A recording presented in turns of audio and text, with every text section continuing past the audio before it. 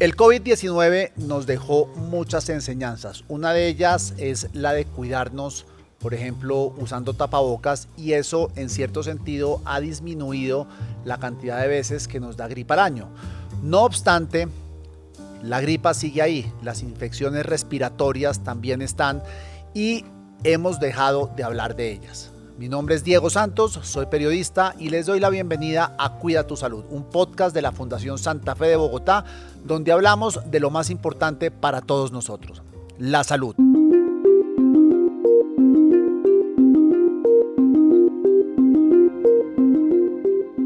Para respondernos a todas las inquietudes que ustedes nos han planteado, se encuentra con nosotros la doctora Ángela Aguirre, quien es neumóloga y líder clínica de la línea de infecciosas respiratorias de la Fundación Santa Fe de Bogotá. Doctora Aguirre, bienvenida a Cuida tu Salud.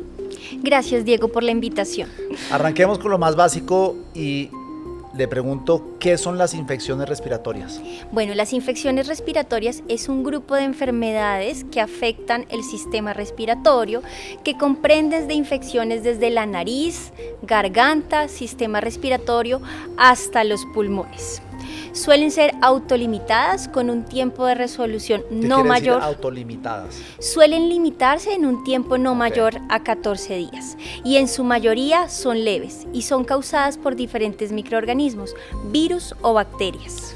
Y la más común me imagino que es la gripa. La más común es la gripa. ¿Por qué es tan difícil evitarla? Claro, porque su propagación es muy fácil. En épocas de lluvia, con cambios de humedad y temperatura, la transmisibilidad, especialmente de la influenza A, es mayor. Explíqueme ese concepto. ¿La influenza A es gripa? Sí. ¿Y existe influenza B, C, D y demás?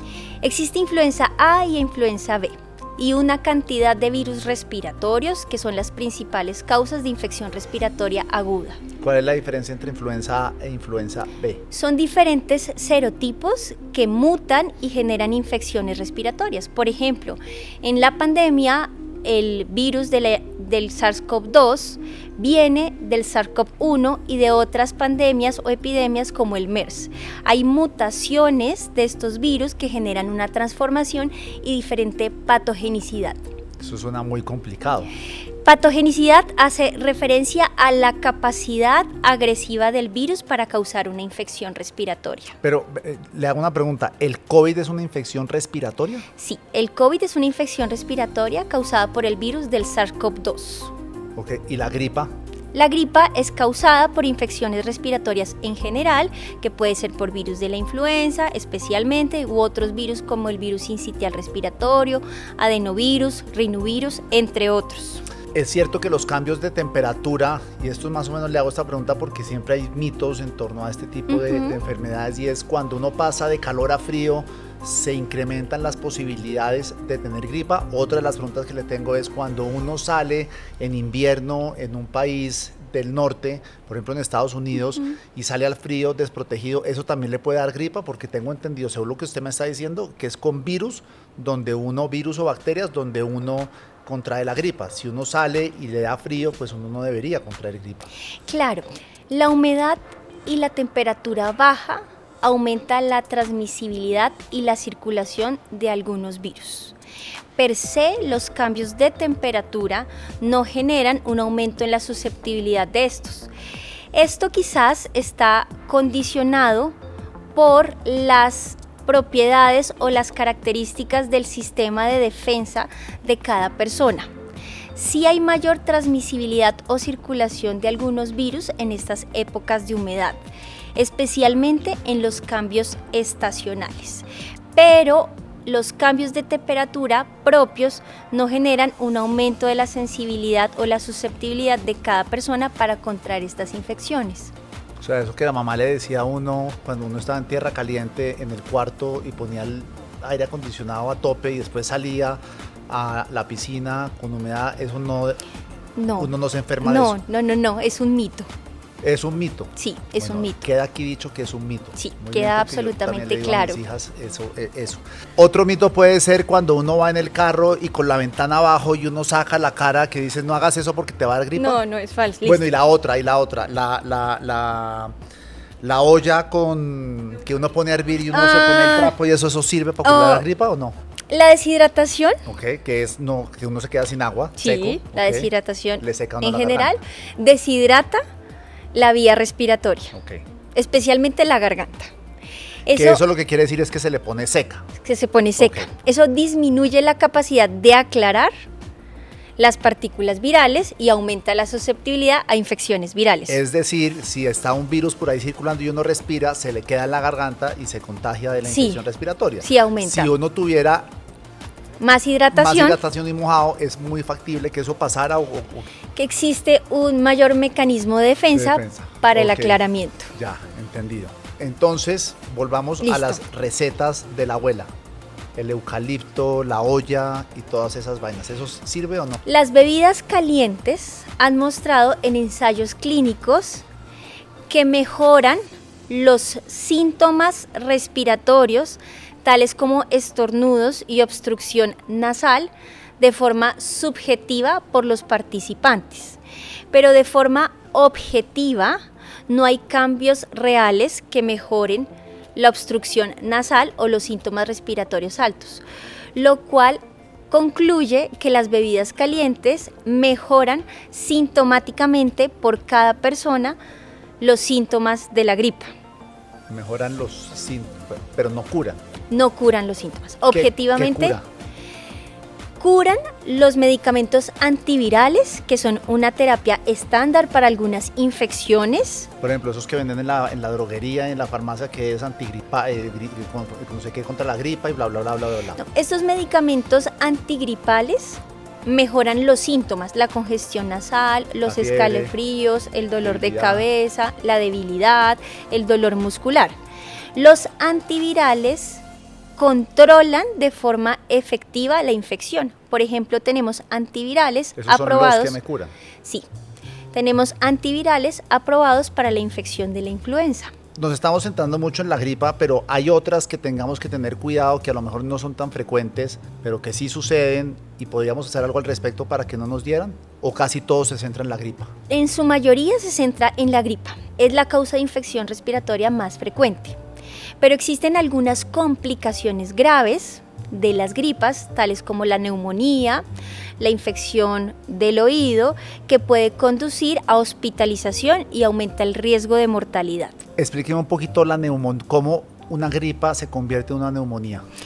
Hay algunos grupos poblacionales que tienen mayor riesgo de complicación, especialmente los niños que no están vacunados y los adultos mayores, especialmente los mayores de 65 años, que tienen algunas enfermedades que aumentan el riesgo de complicaciones, como enfermedades pulmonares crónicas, diabetes y especialmente las personas que tienen condiciones que debilitan el sistema inmune, por ejemplo, cáncer o que están recibiendo tratamiento para el cáncer. Ok, pero entonces la neumonía pasa en los pulmones, no pasa en el tracto respiratorio. Acá. La neumonía es una infección de los pulmones que se inicia como una infección de la vía aérea superior. ¿Y cómo termina llegando a los pulmones? ¿La bacteria va cogiendo o el virus va cogiendo? Porque el sistema inmune es incapaz de controlar efectivamente la infección en la vía aérea superior. Entonces desciende hacia los pulmones y en los pulmones se genera una inflamación muy severa que disminuye la oxigenación y disminuye la capacidad de respiración. Usted estaba hablando del dolor de oído. ¿Eso uno puede terminar en el hospital si se complica? Sí, ¿Y eso correcto. también le pasa a un grupo etario en particular o es a toda Sí, la población? especialmente a los niños tienen mayor También. susceptibilidad de generar infecciones en los oídos que pueden ser graves. Pero eso no es otitis necesariamente. Sí, la otitis en general es una inflamación de los oídos que puede ser de origen infecciosa u no infecciosa. En este caso es de origen infecciosa. Bueno, volvamos a el tema de la gripa. ¿Cómo se puede prevenir?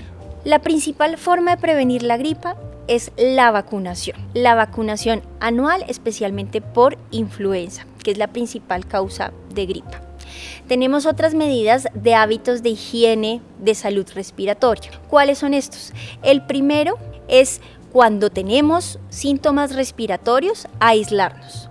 No estar en contacto con otras personas para disminuir la posibilidad de transmitir nuestra infección. La segunda son hábitos de higiene respiratoria en relación a que cuando estornudamos, ocluyamos nuestra boca o nariz utilicemos pañuelos Ocluyamos es desechables. que nos tapemos Sí, que nos tapemos especialmente con el hombro cuando no tenemos disponible un pañuelo desechable, y cuando tengamos un pañuelo desechable, tirarlo de inmediato. sí, desecharlo inmediatamente en una caneca para que no tenga contacto con otras personas. Adicional a esto, debemos higienizar y limpiar las superficies que usamos, que pueden estar en contacto con goticas respiratorias con las cuales se transmiten las infecciones respiratorias. Por poner un ejemplo, ese micrófono en el que usted está hablando, hace una hora estaba hablando un doctor que tosió como 5 veces ahí. Correcto. ¿Eso le puede transmitir a usted la gripa? Sí, no, yo necesito estar en contacto con el micrófono y luego tocarme nariz y boca para que se transmita la infección. O sea, no es que esté aquí, yo inhale y se meta una vaina o no. La transmisión de las infecciones respiratorias es a través del aire y a través de contacto. Okay. Contacto físico con las superficies contaminadas por goticas que han sido expiradas por alguna persona que tiene una infección. De tal forma que el mecanismo principal de prevenir y frenar esta transmisión de infecciones respiratorias es a través del contacto y de la transmisión por gotitas contaminadas que quedan suspendidas en el aire, especialmente en la infección por COVID, en la cual quedan suspendidas en el aire por más de 30 minutos en espacios cerrados, y quien entra a ese lugar y no tiene un mecanismo protector tal como el tapabocas, pues es susceptible a infectarse por esas goticas. ¿El dolor de garganta es una infección respiratoria? Cuando uno le entra una rasquiña y duele tragar, ¿eso es una enfermedad respiratoria? Suele ser una infección respiratoria alta en la mayoría de sus casos. De hecho, la mayor transmisibilidad de la infección respiratoria suele ser en los primeros 3 a 4 días de inicio de los síntomas.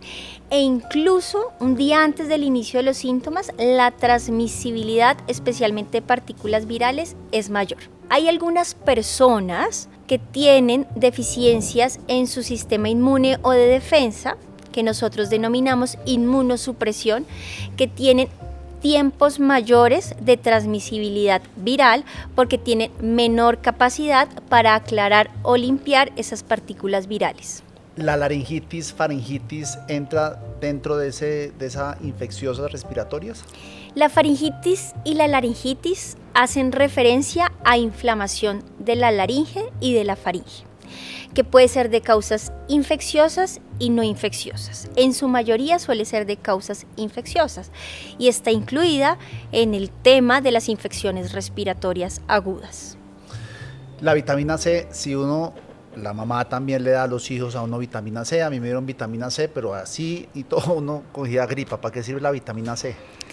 La vitamina C ha sido motivo de discusión y de estudios. Hasta el momento no hay ensayos clínicos a gran escala que hayan replicado o corroborado que la vitamina C disminuya los días de síntomas. Sin embargo, sabemos que una nutrición equilibrada con nutrientes y vitaminas que incluye la vitamina C fortalece el sistema inmune y de defensa, que permite que respondamos mejor a una infección respiratoria. Hasta el momento se necesitan ensayos que repliquen y corroboren esos resultados. Hablamos de la vitamina C, de la cantidad de cuidados que tenemos que tener, pero hay cosas que no tenemos en cuenta, que sí las conocemos, pero que no están en nuestro radar en el día a día.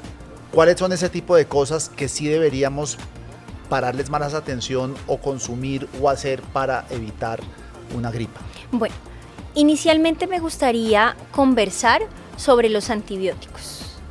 La mayoría de las infecciones respiratorias no requieren antibióticos, porque hemos discutido previamente que las infecciones respiratorias en su mayoría suelen ser de origen viral y los virus no requieren tratamiento antibiótico y suelen ser en su mayoría autolimitadas, por lo cual requieren estar en casa con un manejo sintomático y suelen resolver adecuadamente.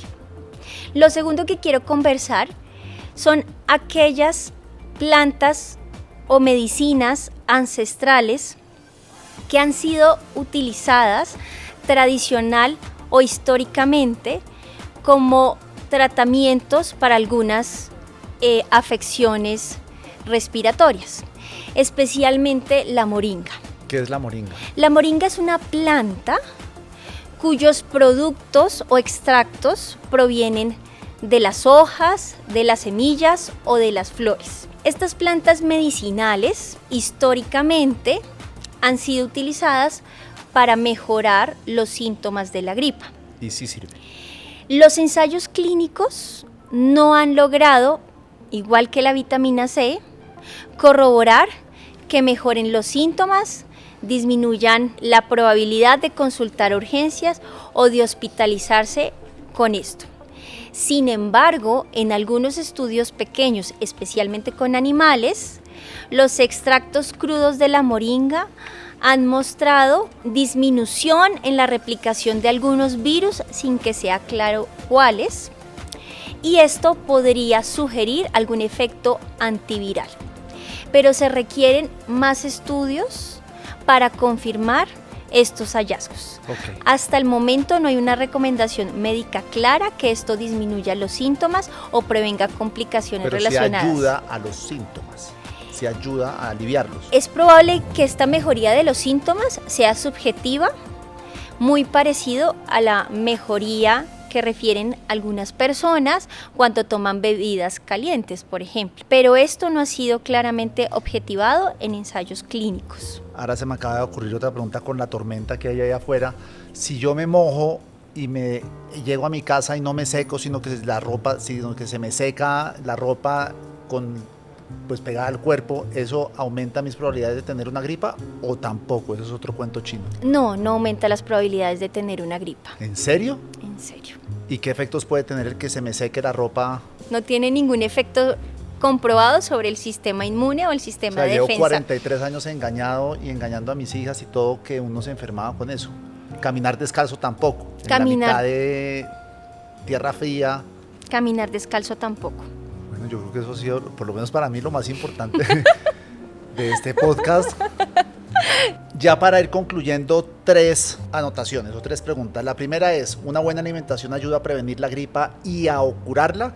La otra es, ¿qué tan bueno es tomar mucha agua o otra bebida durante el proceso de gripa y si ayuda a curarla? Y la última es, ¿el ejercicio sirve para prevenir la gripa? En relación a la primera pregunta, con respecto a la alimentación, una nutrición equilibrada, balanceada, rica en micronutrientes y macronutrientes, con vitaminas tales como el zinc, la vitamina C, de la que ya conversamos, que se encuentra en frutas ácidas, cítricos, zanahoria, cereales, permite fortalecer el sistema inmune que nos va a defender de las infecciones respiratorias.